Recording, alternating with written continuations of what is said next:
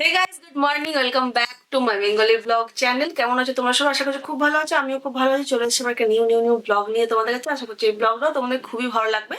তো আজকে ঠিক ব্লগ করছি না, মানে সারাদিন কিছু ব্লগ করছি না। আর কালকে ব্লগ ছাড়া হয়নি, কারণ কি সত্যি খুব একটু কাজের প্রেশার ছিল বলে স্টিচিং এর।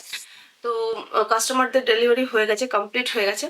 তো আর ওই জন্য আজকে আবার ছোট্ট করে একটা ভিডিও দিয়েছি, কারণ কি আরেকটু কাজের চাপ আছে সন্ধ্যের দিকে। তো কন্টিনিউ ব্লগটা করতে পারবো না, এডিটিং করতে পারবো না বলে অতটা বলে একটা ছোট্ট করে তোমাদের ভিডিও দিচ্ছি। ভিডিওটা দিচ্ছি তার কারণ আছে, আমি মানে অনেকদিন ধরে ভাবছি এরকম একটা ছোট্ট ভিডিও করব, কিন্তু বাট করা হচ্ছে না। কারণ কি নিজের সবসময় ব্লগ করছি কিন্তু নিজের জিনিস কিছু হয় না, যে না বলবো বলবো, সেগুলো শেয়ার করা হয় না।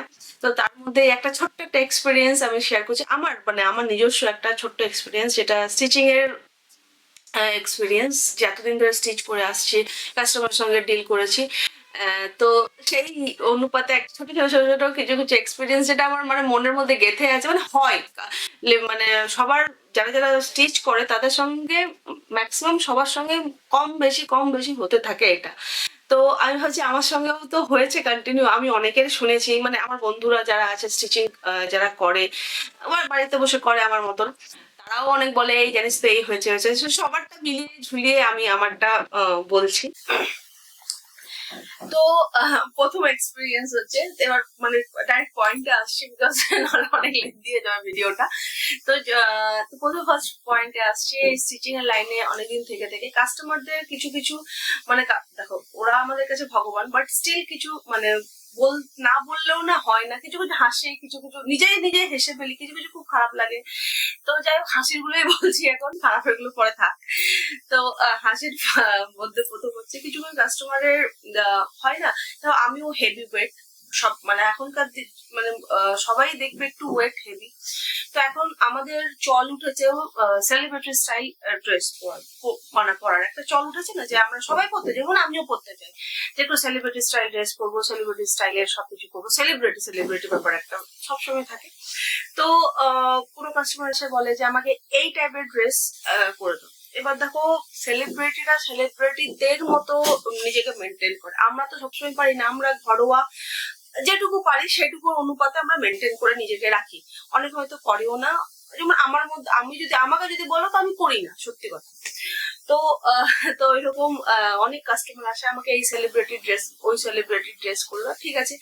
করে দেওয়ার পর যখন একটু যদি কাটা ছেঁড়া হয়, দেখবে সেলিব্রিটিদের সম্পূর্ণ ইয়ে হয় না। যেগুলো স্টাইলিশ, যেগুলো তোমরা ভিডিওতে দেখতে পাও বা তোমরা ফটোতে দেখতে পাও, তাহলে দেখবে একটু স্টাইলিশ থাকে, এই দিয়ে কাটা, এই দিয়ে পেট কাটা, হয়তো মানে অনেক রকমের ড্রেস থাকে।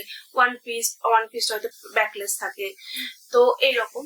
তো হয়তো করে দিলাম, হয়তো তার হয়তো পেটের কাজটা দেখা যাচ্ছে, বা পেছনে হয়তো অনেক ভাঁজ আছে সেটা দেখা যাচ্ছে। ব্যাকলেস করলে তো পেছনে ভাঁজগুলো দেখা যাবে যদি হেভি ওয়েট হয়। যারা পাতলা হয় তাদের হয়তো অনেক সময় কি মানে ফিটিংসটা মানে বসলেও তাদের ঠিক মানে, যখন তুমি ব্যাকলেস পরবে, বডিকন পরবে, তখন দেখবে আরো সরু লাগে দেখতে। তো সেলিব্রিটিরা তাদের মতন মেনটেন করে নেয় কোন ড্রেসটা তাদের প্রতি ভালো লাগবে। তাদের একটা স্টাইলিশ মানে ইয়ে থাকে, ড্রেস ডিজাইনার থাকে, তাদের ওটার মধ্যে কি কিরকম তাদের ফিগার মেনটেন করতে হবে সেই ড্রেসটা পরার জন্য, সেগুলো তাদের বলা থাকে। তো সেই রকম বডিকন ড্রেস হয়তো খুব পাতলা মহিলা আসলো, বা খুব মোটা বডিকন পরে নিলাম, পেটটা বেরিয়ে গেল আমার। তো যখন করে দিই, পরে নেয়, আমাকে এটা ভালো লাগছে না দেখতে, এটা কিরকম হলো, এটা ঠিক হলো না। তখন আমি লিখে নিই, মেন আমার একটা প্লাস পয়েন্ট কি, আমি সবকিছু লিখে নিই। অন্য যা বলে প্রত্যেকটা জিনিস আমি লিখে নিই। যা বলে মানে পাই টু পাই লিখে ওনাকে শুনিয়ে দিই। হ্যাঁ বলে, ডান করে, তখন আমি কাজটা করি। কারণ কি ওনারও একটা ফেব্রিকের দাম আছে, যথেষ্ট পরিমাণে দামি ফেব্রিক নিয়ে আসেন তারা। এত এটা গেল, তখন পরে মানায় না, তখন হয়তো আমাকে বোঝাতে হয় অনেক বুঝিয়ে, যে দেখুন আপনি তো এমনি বলেছিলেন। আর ওরাও মানে, হ্যাঁ আমাকে বলেছিলাম, বাট আমি ভাবতে পারিনি আমাকে এরকম লাগবে। মেনেও নেয় ব্যাপারটা, কি না না মানে চলে যায় সেটাও হয় না, মেনেও নেয়, আলটিমেটলি মেনে নেয়। কারণ কি ও তো দেখে যে হ্যাঁ সত্যি তো আমি তো বলেছিলাম এগুলো। আর ও ড্রেসটার সঙ্গে যখন ফটোর সঙ্গে ড্রেস ম্যাচ করে অ্যাজ ইট ইজ থাকে, তো আমাকে বলবার কিছু থাকে না।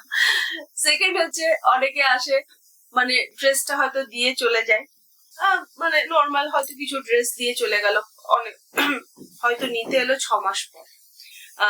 7 মাস পর তাদের হয়তো অনেক সময় কি হয় বডি মানে লুজও হয়ে যায়, টাইট মানে টাইটও হয়ে যায়, মানে হয়তো গেইন হয়ে গেল, ওয়েট গেইন হলে তাহলে লুজ মানে যেই মাপটা থাকে, কেন 7 মাসের একটা ডিফারেন্স থাকে, অনেকটা ডিফারেন্স হয়ে যায়।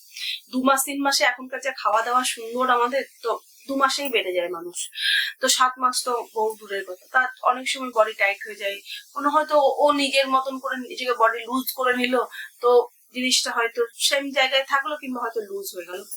তো ওনার যেটা আগেকার মাপ থাকে সেই মাপেই হয়তো করা হয়েছে, তখন আমার অসুবিধা হয়, ধরো সেখানটাতে আবার কিওর করে ঠিক করতে হয়, মানে না দিদি করে দেন করে দেন করে দেন, মানে এই এক্সপিরিয়েন্স গুলো আরো আছে, আরো অনেক আছে, মানে বলতে গেলে তো মানে পুরো এত লেন্দি হয়ে যাবে ভিডিওতে। এই ছোট ছোট ভিডিও গুলো কারোর হয়তো পড়ার মানে কি বলতো, ও জানে কেউ বলছে আমাকে এই প্যাটার্নটা করে দাও, মানে কুর্তি প্যাটার্ন করে দাও, যেমন পড়ছে না আমার না এইখানে গলাটা মানে বোট নেক এখন খুব উঠেছে, দেখবে বোট নেক স্লিভলেস, না আমার না গলাটা খুব চাপা চাপা লাগছে, আমার গলাটা আবার নামিয়ে দিই।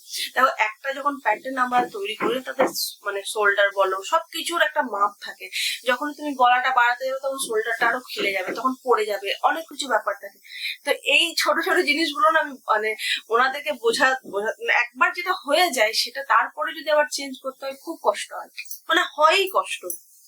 তো আমার সঙ্গে যদি আমার কোনো বন্ধু থাকে যারা স্টিচ করে থাকো, তো এই জিনিসগুলো কার কার সঙ্গে রিলেটেড, মানে কে কে রিলেট করতে পারছো আমার সঙ্গে, তো প্লিজ প্লিজ কমেন্ট করে জানিও।